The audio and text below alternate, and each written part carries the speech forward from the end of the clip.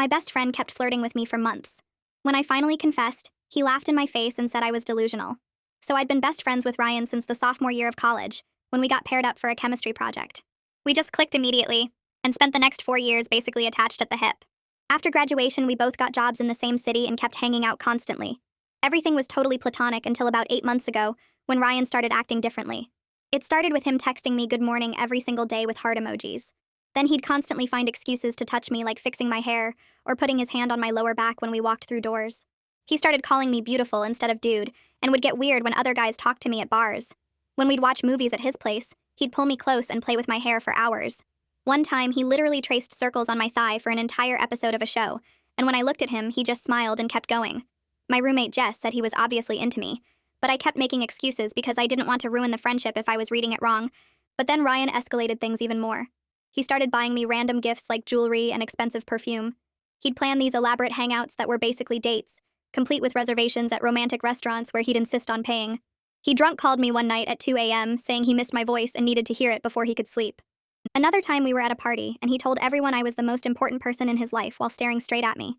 He even introduced me to his new co-workers as his girl, before quickly correcting himself. The final straw was when he showed up at my apartment with flowers after I had a bad day at work, held me for 20 minutes, and whispered that everything would be okay, because he'd always take care of me. That night, I decided I had to tell him how I felt, because the signals were so obvious even my Uber driver commented on how in love my boyfriend seemed. I planned it all out, invited Ryan over for dinner at my place, and made his favorite food. After we ate, I sat him down and told him I'd developed feelings for him, and wanted to know if he felt the same way since he'd been acting like he did for months. Ryan literally burst out laughing. Not nervous laughter, but actual belly laughing like I'd told the funniest joke ever. He said I must be confused because he was just being a good friend, and that I'd completely misread everything. He actually used the word delusional. Then he said he thought of me like a little sister, and the idea of us together was hilarious and kind of gross. He kept laughing as he explained that the touching and gifts were just him being friendly, and I shouldn't assume every guy who's nice wants to date me. He left still chuckling about how awkward I'd made things. I cried for 2 days straight. Jess had to call in sick for me because I couldn't function. But then I got angry. Really angry. Because you don't act like that with someone you see as a sister. So I decided to show Ryan exactly what he'd thrown away. First, I completely cut contact. No explanation, no dramatic goodbye, just stopped responding to everything. Ryan texted asking if I was okay, and I left him on read. He called 6 times that first week, and I ignored every single one. He even showed up at my apartment, but I had Jess tell him I wasn't home even though my car was right there. While Ryan was freaking out about losing his best friend, I started living my absolute best life. I joined a boxing gym and got in the best shape ever. I started wearing the clothes I'd always been too self-conscious to wear. I got that promotion I'd been working toward and started making bank. But the real kicker was when I started dating Alex from my gym. Alex was everything Ryan pretended not to be. Gorgeous, successful, and completely obsessed with me in the most genuine way. He'd post about me constantly, calling me his dream girl. We'd go to all the places Ryan and I used to hang out, and people would comment on what a perfect couple we were. Ryan started seeing it all through mutual friends' social media and lost his mind. He tried reaching out through our friend group, saying he missed me and didn't understand what happened. Our mutual friend Kevin told me Ryan kept asking about Alex and whether I was really happy. Then Ryan started showing up at places he knew I'd be. The coffee shop I went to every Saturday, the bookstore I loved, and even my gym, until they told him he needed a membership to keep hanging around. Each time he'd try to approach, and I'd act like he was invisible while Alex held me closer. The breaking point for Ryan was when we all ended up at the same house party. Alex and I showed up looking incredible, and Ryan watched me be happier than I'd ever been with him. When Alex went to get drinks, Ryan cornered me and said he'd made a mistake, and realized he did have feelings for me. He said seeing me with someone else made him understand what he'd lost. He actually tried to grab my hand and said we could start over. I looked him dead in the eye and laughed. I looked him dead in the eye and laughed. The sound came out sharper than I expected, almost mean, and I watched his face go from hopeful to confused to hurt in about 3 seconds. He stepped back like I'd slapped him, his hand dropping from where he'd been reaching for mine. I turned away and walked back to Alex without another word, leaving Ryan standing there alone while people pretended not to stare. The drive home felt amazing. Alex kept his hand on my thigh while I replayed the moment over and over in my head, how Ryan's face had crumpled when I laughed, how he'd looked so small and desperate. I told Alex every detail and he said I handled it perfectly, that Ryan deserved exactly what he got after humiliating me like that. We got back to my apartment and I couldn't stop talking about it, describing Ryan's expression again and again, while Alex held me and agreed that the whole thing was perfect revenge. But 3 days later, something felt off. I kept checking my phone expecting Ryan to text, refreshing his Instagram to see if he'd posted anything about the party. He hadn't posted at all, actually, which was weird because Ryan posted constantly. I found myself scrolling back through his old photos, looking at pictures of us together from months ago, zooming in on his face to see if I could read something I'd missed. Alex came over Tuesday night and caught me staring at a photo of Ryan and me at the beach from last summer. He asked what I was doing, and I locked my phone fast, said I was just scrolling randomly. He didn't look convinced, but he let it drop. Thursday morning, I woke up to 17 texts from Ryan. The first one came in at 2 a.m., a long message saying he was sorry for everything, and he understood if I hated him, but could we please just talk? The messages got longer as the night went on, him explaining that he'd been thinking about what happened and he realized he'd made a huge mistake. He said watching me with Alex made him understand what he'd thrown away. He kept saying he wanted to explain, that there was so much I didn't understand about why he'd reacted the way he did when I confessed. I screenshot every single message and sent them to Jess with crying, laughing emojis. I added comments like, "Look at him begging, and this is so pathetic." I expected her to laugh with me, to say Ryan was finally getting what he deserved. Instead, she just responded asking if I was okay. I typed back that I was great, better than ever, why wouldn't I be okay? She sent back 3 dots for like a full minute before finally saying, "Are you really okay? Or are you just performing being okay for me?" The question pissed me off more than it should have. I didn't respond for the rest of the day. More texts came from Ryan on Friday, then Saturday. Each one longer than the last. Him apologizing and asking to meet up, saying he missed me and our friendship meant everything to him. I kept screenshotting them but stopped sending them to Jess after her weird response. Instead, I just read them over and over, analyzing every word, trying to figure out if he actually meant any of it, or if this was just more manipulation. Sunday night, Alex stayed over and I couldn't sleep. I kept thinking about Ryan's messages, wondering what he wanted to explain, what I supposedly didn't understand. Around 2 in the morning, I grabbed my phone off the nightstand as quietly as I could and opened Instagram. I scrolled through Ryan's profile again, looking at every photo, reading old captions. I didn't even realize how long I'd been doing it until Alex's voice made me jump. He asked what I was doing and I tried to close the app fast, but he'd already seen. He sat up in bed and turned on the lamp, squinting at me in the sudden light. He asked point blank if I was actually over Ryan or if I was just using him to make Ryan jealous. I got defensive immediately, telling him that was ridiculous and of course I cared about him. I said Ryan was ancient history and I was just checking to see if he'd posted anything crazy after the party. Alex didn't look away from my face, just kept staring at me with this sad expression that made my stomach hurt. He said I'd been different since the party, more distracted, always on my phone. He asked how many times I'd checked Ryan's Instagram since we started dating. I told him I didn't know, maybe a few times. It wasn't a big deal. He said he'd watched me do it at least twice a day for the past week alone. I opened my mouth to argue, but nothing came out because I couldn't actually remember how often I'd been checking. Alex reached over and took my hand, asked me again if I was really over Ryan, or if this whole relationship was just about making him jealous. I insisted I genuinely cared about Alex, that Ryan was just background noise now, that the party proved I'd moved on. But even as I said it, I couldn't quite meet his eyes. Part of me knew he was right. Part of me had been waiting this whole time for Ryan to realize what he'd lost, and now that it was happening, I couldn't stop thinking about it. Alex squeezed my hand and said he wanted to believe me, but he needed me to be honest with myself about what I actually wanted. I promised him I was being honest, but my voice came out wrong, too high and too defensive. He turned off the lamp without saying anything else, and we both just lay there in the dark, not touching. Monday afternoon, Maya texted the group chat saying she was having people over for dinner Saturday and everyone should come. She added that this included both me and Ryan because she was tired of managing drama, and we were all adults who could handle being in the same room. I stared at the message for a solid 5 minutes trying to figure out how to get out of it. But if I said no, it would look like I wasn't actually over everything. Like seeing Ryan still bothered me. So I responded that I'd be there and I'd bring Alex. The week dragged by. I kept checking to see if Ryan had responded to Maya's invitation, but the group chat stayed quiet. Wednesday, he texted me directly again. Another long message about how he'd been doing a lot of thinking, and really needed to talk to me in person. I left it on read. Thursday, he sent a shorter message, just saying please. I almost responded, but then remembered his face when he'd laughed at my confession, and deleted the text I'd started typing.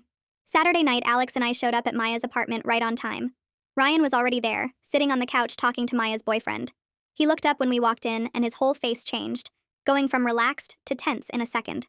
I grabbed Alex's hand tighter and walked past Ryan without looking at him directly.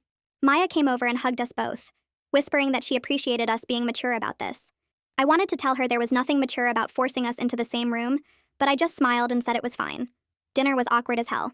Maya had set the table, so Ryan was directly across from me, probably hoping we'd be forced to interact. Instead, I spent the whole meal talking to Alex and the people on either side of me, laughing extra loud at jokes that weren't that funny, touching Alex's arm constantly. I could feel Ryan watching me, but I never looked directly at him. Luke kept glancing between us with this expression I couldn't read. After dinner, I went to the kitchen to refill my drink. Luke followed me in and closed the door behind him. He leaned against the counter and asked if I was proud of myself. I said I didn't know what he meant. He said everyone knew exactly what I was doing, parading Alex around specifically to hurt Ryan, making sure Ryan saw how happy I was without him. I told Luke that Ryan had humiliated me, and he deserved to see me doing better. Luke shook his head and said I wasn't doing better. I was being cruel to someone who'd been my best friend for years. He said the whole friend group was uncomfortable watching me weaponize Alex in our social circle just to get revenge. He asked why I needed revenge this badly, why I couldn't just move on like an actual adult. I felt my face get hot and told Luke he had no idea what Ryan had done to me, how he'd led me on for months and then laughed in my face. Luke said he knew all that and Ryan had been wrong, but that didn't make what I was doing now any less manipulative. He said watching me had made him realize I was capable of being just as cruel as Ryan when I wanted to be. I left the kitchen without responding, grabbed Alex and told him we needed to go. The next week, I threw myself into work like my life depended on it. I stayed late every night, volunteered for extra projects, responded to emails at midnight. My boss noticed and pulled me aside Wednesday to say she was impressed with my initiative. Thursday, I landed a huge client that the senior team had been trying to get for months. They actually called a meeting to congratulate me, and my boss mentioned that if I kept performing at this level, another promotion might be coming sooner than expected. For a few days, I felt like myself again. Not the version of me that was obsessed with Ryan or performing happiness for revenge, but the actual me who worked hard and was good at her job. I realized I'd almost forgotten what it felt like to be proud of something that had nothing to do with making Ryan regret losing me. The accomplishment felt real in a way that laughing in Ryan's face hadn't. It was mine. Something I'd earned. Not just a reaction to someone else's actions. Friday night, Alex took me out to celebrate the work win. We went to this nice restaurant downtown and he ordered champagne. For the first hour, everything felt normal and good. Like we were an actual couple celebrating an actual achievement. But halfway through the main course, Alex put down his fork and said we needed to talk. My stomach dropped because nothing good ever follows those words. He said he needed to know whether this relationship was real or just convenient timing. I started to protest, but he held up his hand and kept talking. He said he'd known from the start that I was rebounding hard and using him to make someone jealous. But he'd gone along with it hoping I'd eventually actually see him as a person instead of a tool. He said it had been months now and he still wasn't sure I actually cared about him, or if he was just a prop in my revenge story. I told him of course I cared about him, that he was important to me, that this was real. But even as I said it, I could hear how hollow it sounded. Alex looked at me sadly and said he needed to know if that was ever going to be actually true, or if I was always going to be thinking about Ryan while I was with him. He said he deserved better than being someone's revenge fantasy, and honestly, so did I. The champagne suddenly tasted sour in my mouth. I woke up Saturday morning to Jess sitting on the edge of my bed holding 2 cups of coffee. She handed me one and said we needed to talk, that she couldn't keep doing this. I asked what she meant and she said she'd been covering for me, telling people I was fine when I clearly wasn't, and she couldn't keep watching me destroy myself over someone who didn't deserve this much of my energy. She pulled out her phone and showed me my own location history from Find My Friends. I'd been checking Ryan's location 47 times on Thursday alone. She said I'd been engineering situations to run into him, timing my gym visits to match his schedule, going to the coffee shop at exactly the times I knew he'd be there. She said I talked about him constantly even when I claimed to be over it, that every conversation somehow circled back to Ryan and what he'd done and how he must be feeling now. Jess said she was genuinely worried about me, that this obsession wasn't healthy and it was affecting everything in my life. She mentioned that Alex had texted her asking if I was okay, that my boss had called her once when I didn't show up for a meeting because I'd been sitting in my car outside Ryan's apartment building. I didn't even remember missing that meeting. Jess squeezed my hand and said she loved me, but I needed to actually deal with what happened instead of turning my entire life into a revenge mission. Tuesday afternoon, I got home from work to find a letter in my mailbox. Handwritten, my name on the envelope in Ryan's messy scrawl. I sat in my car for 20 minutes just staring at it before I finally opened it. The letter was 4 pages long, his handwriting getting messier as it went like he'd been writing fast to get everything out. He wrote that he'd panicked when I confessed because he was scared of losing me as a friend. He said he'd convinced himself that rejection was safer than risking the most important relationship in his life.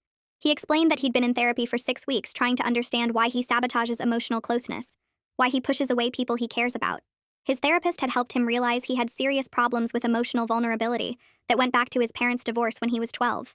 The letter said he knew now that laughing at me was the cruelest possible response to someone he actually cared about deeply. He wrote that he'd been replaying that moment for months, seeing my face when he laughed, and he understood why I hated him. He said he was sorry for the damage he'd caused and he didn't expect me to forgive him, but he needed me to know that his rejection had nothing to do with me and everything to do with his own fear of being vulnerable with someone who actually mattered. I read the letter 5 times sitting in my car. Then I went inside and read it 3 more times. I didn't know what to feel about it. Part of me wanted to crumple it up and throw it away, to stay angry because anger felt safer than whatever complicated mess of emotions was trying to surface. But another part of me recognized something real in his words, something vulnerable that felt different from his desperate texts. Wednesday night, someone knocked on my apartment door. I opened it to find Dexter standing there looking uncomfortable. He said Ryan had asked him not to come, but he felt like I should know some things. He came in and sat on my couch, fidgeting with his keys while he talked. Dexter said Ryan had been going to therapy twice a week and doing actual work on his fear of emotional vulnerability and abandonment issues. He said Ryan's therapist had helped him understand that he'd been using the best friend label as protection against having to be honest about romantic feelings. Dexter explained that watching me with Alex had finally made Ryan understand what he'd thrown away. But more than that, it had forced him to confront why he kept sabotaging relationships before they could become real. Dexter looked at me seriously and said he thought I should know that Ryan was actually changing, not just performing regret to get me back. He said Ryan had been working through some really difficult stuff about his parents, and his fear of abandonment, and his pattern of pushing people away when they got too close. Dexter added that he wasn't saying I owed Ryan anything, but he thought I deserved to know the full picture of what was happening. After Dexter left, I sat on my couch feeling completely overwhelmed. Everything felt complicated in ways I didn't want to deal with. I'd been so focused on revenge and making Ryan regret what he'd done that I hadn't actually processed any of my own feelings about it.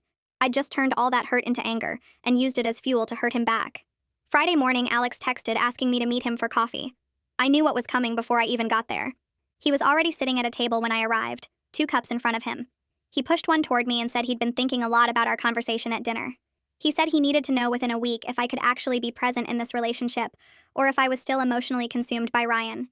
He said he wasn't angry, just tired of being the person I was with while thinking about someone else. He said he deserved better than being someone's revenge fantasy or rebound safety net. Then he looked at me and said, honestly, I deserved better too. That I deserved to actually deal with what happened instead of using him as a shield against my own feelings. He said he'd give me a week to figure out what I actually wanted, but after that, he needed a real answer about whether this relationship had any chance of being genuine. I walked home from the coffee shop feeling like everything was falling apart. My perfect revenge plan had somehow turned into this mess where I'd hurt someone who didn't deserve it, alienated my friends, and still couldn't stop thinking about Ryan despite everything. I'd been so sure that making him regret losing me would fix everything, but instead it had just made everything more complicated and painful. The weekend dragged by in this weird fog where I kept replaying Alex's ultimatum in my head. I showed up to work Monday morning determined to prove I still had my priorities straight, that the Ryan situation hadn't completely taken over my life the way everyone seemed to think. I grabbed coffee from the break room and headed to my desk, ready to tackle the presentation I'd been putting off. But when I opened my laptop, I saw 3 emails from clients asking about deliverables I'd completely forgotten about. My stomach dropped. I'd missed 2 deadlines last week and hadn't even noticed. I started frantically typing responses, trying to come up with explanations that didn't sound like excuses, when I heard footsteps behind me. My mentor Sarah stood there with this concerned look on her face that made me want to crawl under my desk. She asked if I had a minute to talk in her office. I followed her down the hallway, feeling like I was walking to my own execution. She closed the door behind us and sat down, and I could tell from her expression this wasn't going to be a friendly chat. She said my performance had noticeably declined over the past 2 weeks. I'd missed deadlines that weren't like me at all. She was concerned because I'd worked so hard for the promotion opportunity we'd discussed last month, but I seemed really distracted lately. Was everything okay at home? The question hit me like a punch to the gut because I realized she was right. The Ryan drama had completely bled into the one part of my life I'd been so proud of. The professional success I'd earned through actual effort, not spite or revenge or trying to make someone jealous. I'd been so focused on making Ryan regret losing me that I was actively destroying something I'd built myself. I mumbled something about personal issues I was dealing with and promised to get back on track. Sarah nodded, but I could see the disappointment in her eyes. She said she needed those client deliverables by end of day Wednesday, and we'd revisit the promotion discussion in a few weeks once she saw consistent performance again. I walked back to my desk feeling sick. I spent the rest of the day working like crazy, skipping lunch to catch up on everything I'd let slide. By the time I left the office at 8 that night, I'd made progress, but I kept thinking about how close I'd come to throwing away something that actually mattered. Something that had nothing to do with Ryan or Alex or proving anything to anyone. Maya's birthday party was that Friday, and I seriously considered not going. The thought of seeing Ryan again, of maintaining polite small talk while our entire friend group watched us nervously, made me want to fake being sick. But Maya had been my friend since sophomore year, and skipping her birthday because of boy drama felt pathetic. So I showed up at her apartment with a bottle of wine and a smile I didn't feel. Ryan was already there when I arrived. He was standing in the kitchen talking to Luke, and the second I walked in, the conversation stopped. Everyone in the room seemed to hold their breath. I walked over to Maya and gave her a hug, handing her the wine. She squeezed me extra tight and whispered that she was glad I came. Ryan and I maintained this stiff politeness for the next 2 hours. We said hello when I arrived. We stood in the same conversation circle for a while talking about Maya's new job. We even laughed at the same joke someone told. But it was exhausting. The energy in the room felt wrong, like everyone was waiting for something to explode. I left early around 10, claiming a headache that wasn't entirely a lie. I said goodbye to Maya and headed for the door. I was halfway down the hallway to the elevator when I heard footsteps behind me. Ryan called my name. I stopped but didn't turn around. He caught up and stood there looking uncomfortable. He asked if we could please just talk like adults. He said he knew I was mad and I had every right to be. But this tension was killing him and clearly affecting our friends too. He suggested coffee later that week. Somewhere neutral where we could actually have a real conversation. I was so tired of the whole thing. Tired of performing anger. Tired of avoiding him. Tired of everyone watching us like we were characters in some drama they were all invested in. And maybe part of me still missed my best friend despite everything that had happened. So I agreed to coffee on Tuesday afternoon at that place near his office. I walked to the elevator and pressed the button. Ryan went back inside and I heard the apartment door close behind him. I stood there waiting for the elevator, checking my phone to call a rideshare. Maya's apartment was on the 3rd floor and her living room window was open because it was warm that night. I could hear voices drifting down from above. Ryan's voice carried clearly. He was talking to Luke about me. I froze on the sidewalk, my finger hovering over the rideshare app. Ryan said I had every right to be angry at him. He told Luke he deserved the public humiliation because of how cruel his rejection had been. He said watching me happy with someone else hurt, but it wasn't about what he deserved. It was about what I deserved after he'd treated me so badly. His voice cracked a little when he said it. Luke said something I couldn't make out. Ryan responded that he'd been a coward and a jerk, and I'd been his best friend, and he'd thrown that away because he was too scared to be honest. I stood there on the sidewalk feeling things I absolutely did not want to feel about someone I was supposed to hate. The rideshare notification buzzed in my hand, but I couldn't move. Alex came over the next night. I'd been dreading it all day because I knew what was coming. He showed up at 7 with Thai food, and this calm expression that somehow made everything worse. We ate in near silence. He asked about my day, and I told him about the work situation. He listened and nodded, but I could tell he was working up to something. After we finished eating, he put down his fork and looked at me directly. He said he'd known the whole time that I was using him for revenge. My friend Jess had accidentally let it slip at the gym weeks ago. He'd stayed anyway because he hoped I'd eventually see him as a real person, instead of a tool. But he was realizing now that I wasn't capable of that yet. He needed to respect himself enough to walk away from someone who was emotionally unavailable, even if he had real feelings for me. I opened my mouth to argue, but nothing came out because he was completely right. He said he deserved better than being a prop in my revenge fantasy, and honestly, I deserved better too. I deserved to actually deal with what happened instead of using him as a shield. He stood up and grabbed his jacket. He said he hoped I figured things out, but he couldn't wait around anymore while I worked through my Ryan issues. He left quietly. No dramatic door slam, no yelling, just gone. I made it to the bathroom before I completely fell apart. I sat down on the tile floor and started hyperventilating. My chest felt tight and my hands were shaking. I suddenly saw myself clearly for the first time in months. I'd manipulated a genuinely good person the exact same way Ryan had manipulated me with mixed signals and false hope. I'd used Alex's feelings to hurt someone else. I'd turned him into a weapon. The realization that I'd become exactly what I hated in Ryan made me physically sick. I leaned over the toilet, but nothing came out. I just sat there on the bathroom floor crying and gasping for air. I spent an hour there confronting the fact that being hurt doesn't justify hurting other people on purpose. That revenge doesn't actually fix anything. That I'd wasted months of my life obsessing over making one person regret their choices while actively becoming someone I didn't recognize. Someone mean and calculating and willing to use people. The bathroom tiles were cold against my legs and I couldn't stop shaking. Jess found me there around 11. She'd let herself in with her spare key when I didn't answer her texts. She sat down on the floor next to me without saying anything and just held me while I cried. The next morning, she staged a full intervention. She'd invited Maya over and they both sat on my couch looking serious. Jess said I'd been obsessively focused on Ryan for months in an unhealthy way that was affecting every part of my life. Maya said the friend group had been worried but didn't know how to help. They'd watched me weaponize my relationship with Alex and create tension at every social gathering. Jess said I needed to deal with the actual hurt instead of performing revenge. This behavior wasn't who I really was, and they missed their friend who had interests beyond making one guy regret his choices. Maya added that several people in our friend group had been uncomfortable, but nobody knew how to call it out without seeming unsupportive. They both looked at me with this mix of concern and frustration. I sat there feeling exposed and ashamed because everything they said was true. I texted Alex that afternoon asking to meet. He agreed to coffee the next day. I showed up early and rehearsed what I wanted to say about 50 times in my head. When he arrived, I apologized with complete honesty. I told him I'd used him and hadn't seen him as a real person with feelings beyond how he made Ryan jealous.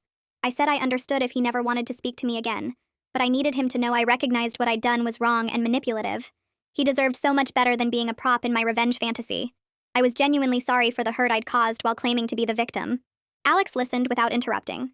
When I finished, he said he appreciated the apology. He asked if I'd figured out what I actually wanted yet, or if I was still stuck on Ryan. I told him honestly I didn't know. He nodded and said he respected that I was at least being real now. He said maybe we could be friends eventually. but he needed space first. We left the coffee shop going separate directions. Tuesday afternoon, I met Ryan at the cafe near his office. We sat across from each other in a back booth and had the most honest conversation we'd ever had. He told me about his therapy work on attachment issues and fear of being left behind. He explained how his parents' divorce when he was 12 had messed him up in ways he hadn't understood until recently.